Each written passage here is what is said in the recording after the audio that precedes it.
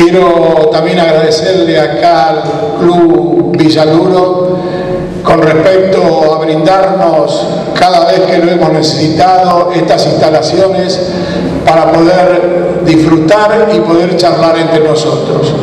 La tónica que tenemos en las charlas que vamos haciendo es hacer una breve exposición y después que participen todos ustedes con las preguntas que crean necesarias, con los aportes que quieran hacer. Lo importante es participar, ser protagonista y poder entonces decir que nos preocupamos por el club, que no nos preocupamos nada más que por ir a la cancha los días domingos o los días que nos toque jugar, sino que también nos preocupamos por la situación administrativa y profesional del club, porque tenemos experiencia, porque hemos visto en otros clubes importantes,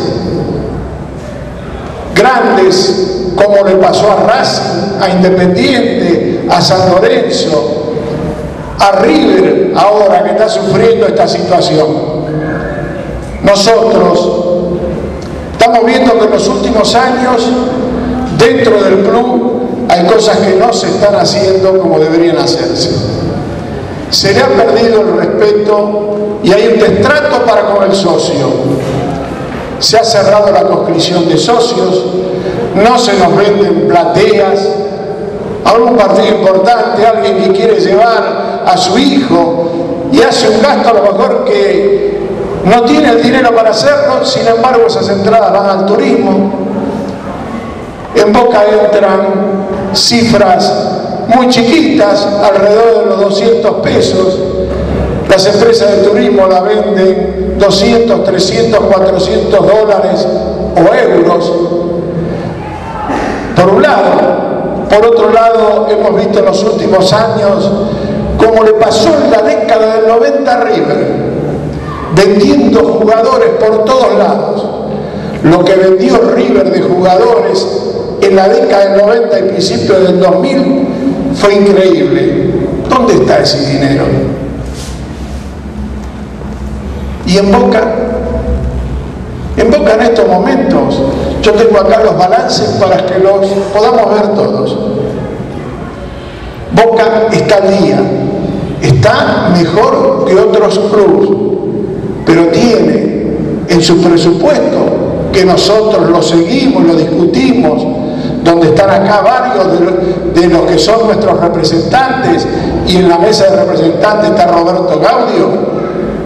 Hemos presentado presupuestos, hemos discutido los balances, les pedimos al club que nos dé información, a veces nos la dan, a veces no la dan, pero lamentablemente la situación está muy par y hay que vender jugadores para igualar todos los años por 10 millones de dólares. Si no, Boca tiene pérdidas por 10 millones de dólares todos los años. Yo quiero hacerle un pequeño raconto de nuestra participación en Boca.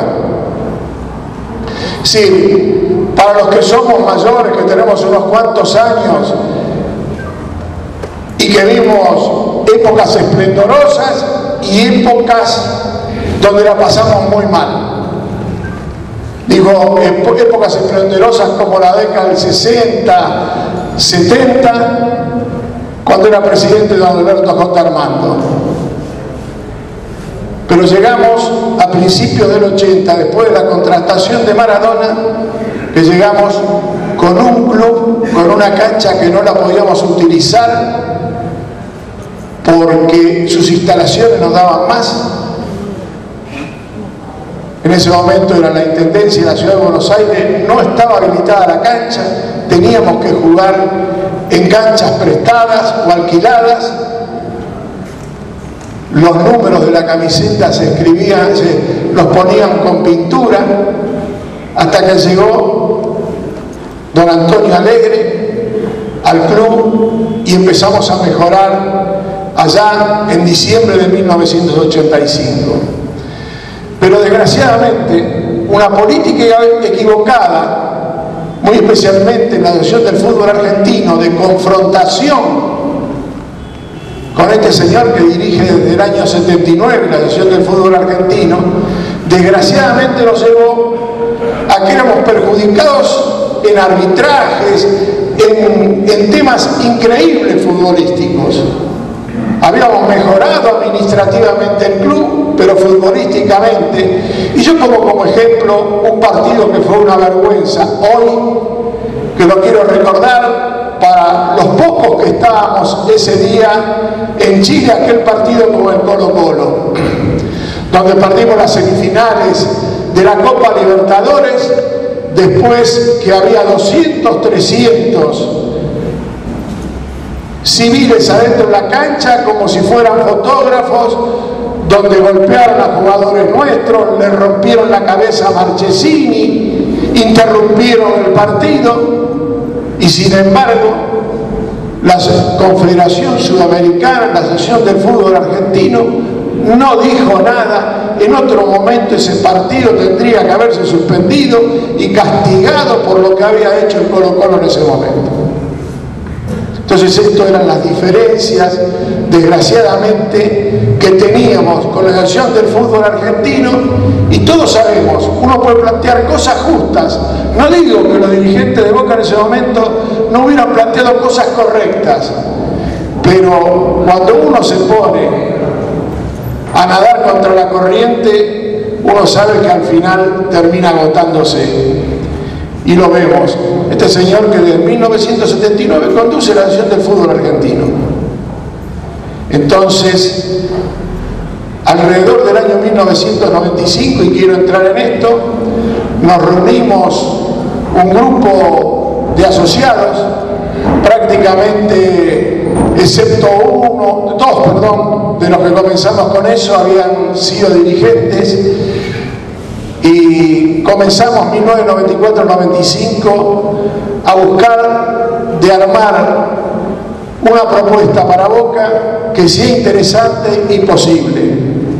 Y lo que comenzamos y lo fuimos a ver a Mauricio Macri, fue Pedro Pompilio, que falleció, que había sido dirigente en alguna parte muy corta, 3-4 años, con don Antonio Alegre, don Luis Conde, también fallecido, que había estado muchos años con Alberto J. Armando, Orlando Silvestrini, el Goyo Sidar y el que les habla.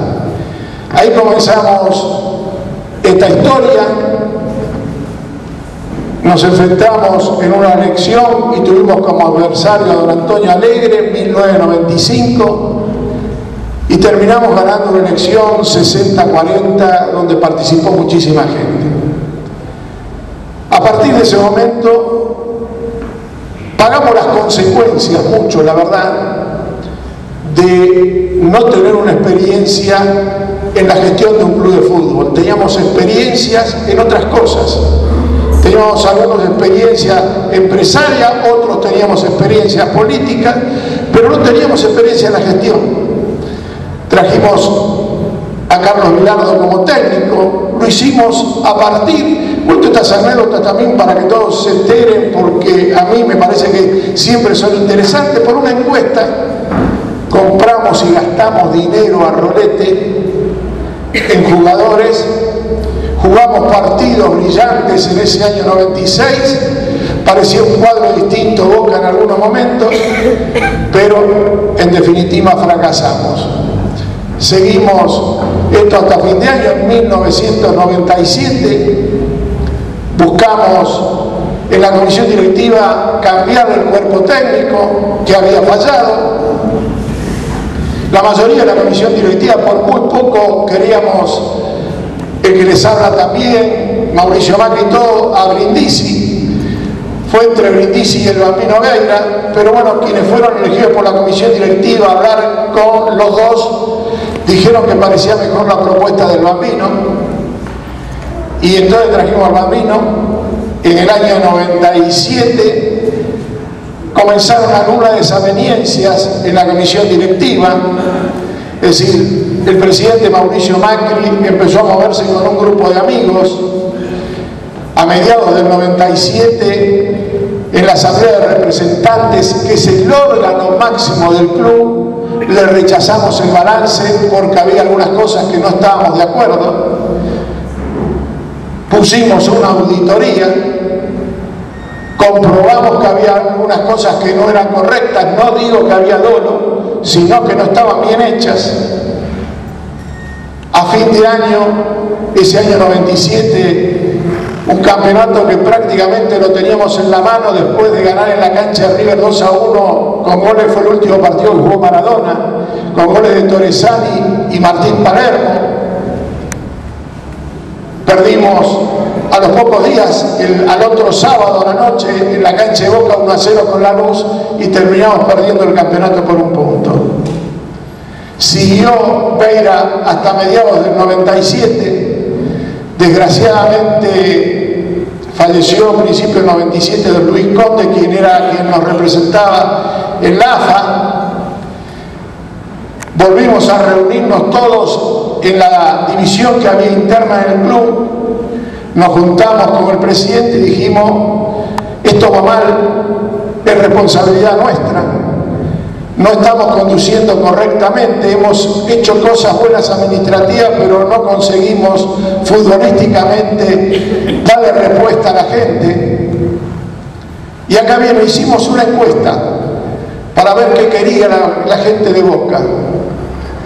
Y la encuesta dio 54% como director técnico Passarella, 31% Bianchi y algo de, no recuerdo bien, 21, 22%, alrededor del 20% Brindisi. Con lo cual, la lectura de la encuesta decía lo siguiente: que la gente decía que nos respaldaba si traíamos a Passarella, pero que si no ganábamos ese campeonato, que era el segundo semestre del 98, que se fuera Passarella y nosotros. La misma encuesta nos daba que la gente estaba dispuesta a soportar más a Bianchi, que tenía más confianza, en definitiva, a un largo plazo. Y así fue como nos reunimos con Carlos Bianchi. Y yo personalmente no lo conocía a Bianchi, quedé realmente impresionado por una sola cosa: por la sencillez, por lo poco que habló y sencillo y entendible para todos. Y a partir de ese momento firmamos contrato a la semana con Carlos Bianchi, porque estas mismas personas, menos don Luis Conde, que había fallecido, esa impresión que nos causó Carlos Bianchi, decidimos que sea Carlos Bianchi el director técnico. Y bueno, fue realmente la persona clave que nos dio la tranquilidad que necesitábamos en el vestuario. Prácticamente fueron los mismos jugadores, un solo jugador no quedó en Boca, y no quedó porque él no quiso, porque fuimos a hablar con él, tanto Carlos Bianchi como yo, que era el que tenía la mejor relación con él y con su familia, que era lo difícil, que fue con Canigia, y no quiso volver a Boca, aunque después se recuerdan que en el 99 quiso venir cuando no tenía club, y Carlos Bianchi dijo no. Cuando lo fuimos a buscar en Francia, en el Mundial de Francia, en el 98, nos dijo que tenía una oferta mejor de Holanda. Con lo cual, a partir también de mediados del 98, yo paso como vicepresidente de la división del fútbol argentino, en lugar de don Luis Conde, que había fallecido.